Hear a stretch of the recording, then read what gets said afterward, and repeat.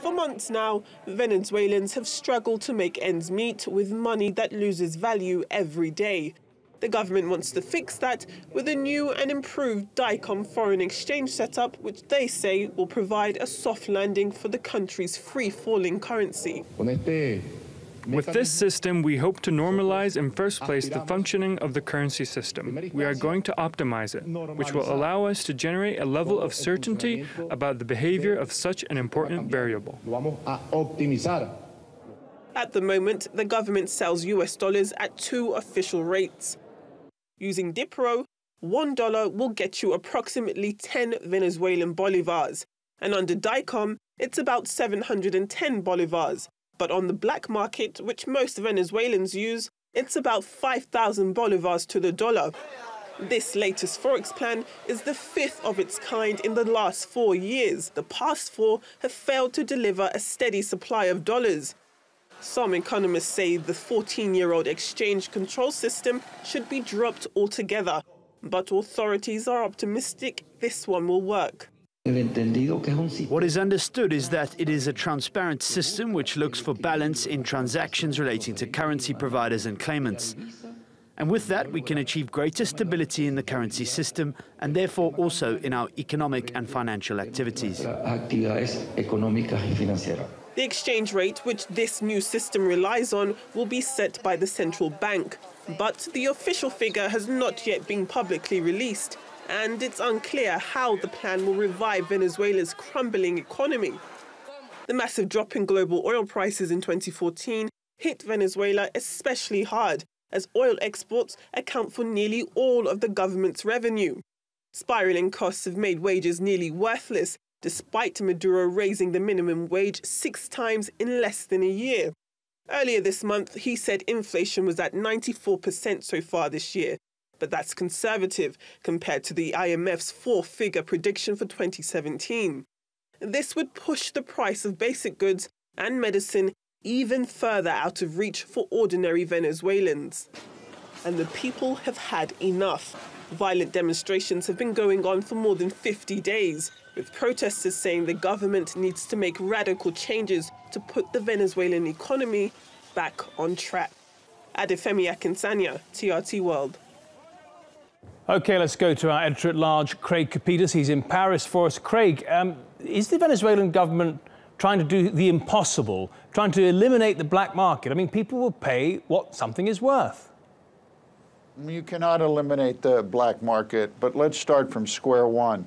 I don't think there is a Venezuelan government. Venezuela is right now a failed state, spiraling towards an implosion. And the fact that the black market has overtaken the real market, we've seen this before in Russia and Zimbabwe. We know where this is going. In fact, our story said about $1 buys you 5,000 bolivars. I checked about 45 minutes ago. It's gone to 5,800 already. So the black market is controlling the market there now. And this causes havoc for business people, doesn't it, in Venezuela? Well, it does. You cannot buy anything. You know, if I think a good way to look at this is who needs bolivars right now? Well, quite frankly, no one needs bolivars right now. What they need are dollars. So doing this peg at $1 gets you 10 bolivars isn't going to do anything, because the thinking is that the government can use their dollar reserves, which they don't have because they're not selling oil and having to import fuel, okay, to buy goods and then subsidize the sale. It's a phony economic model. And what you're seeing going on here with the black market is what Adam Smith called the invisible hand. In fact, even in Wealth of Nations, he used the term magic, black magic. And that's what you're seeing here right now. Yeah. It's a phony economy. Right, phony economy. Let's talk about one aspect of that, the minimum wage that's been going up and up. It doesn't mean anything if inflation is absolutely out of control, does it? No, it means nothing. A minimum wage in a failed state is a contradiction in terms. What are you going to buy with the minimum wage? What are you going to be able to do with that money? Venezuela requires a root and branch change right now, as Russia did back in the late 90s, which is what they did, as Zimbabwe needs right now. But will not do. So what's happened with in Zimbabwe, they don't even have a local currency anymore. They deal in US dollars that, believe it or not, trade against themselves. $1 US in Zimbabwe right now will cost you around $1.15. Try and unriddle that one. Craig, you talked about root and branch reform, and it does seem that whatever the Venezuelan government does tends to be some sort of reaction and a sticking plaster solution. Why are they not capable of looking at the fundamentals? Now that the oil revenue's dried up, they really need to get their act together. Well, some might tell you the only thing better than power is absolute power. And that's certainly what Maduro has right now.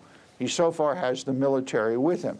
And any government leader who has the military on his side is going to control the country and, more importantly, control the economy. Why? Because you can be darn sure in Venezuela right now, the military is being fed and they're getting the medicine that they need. Right. Craig, you make a very good point. Thank you very much for that.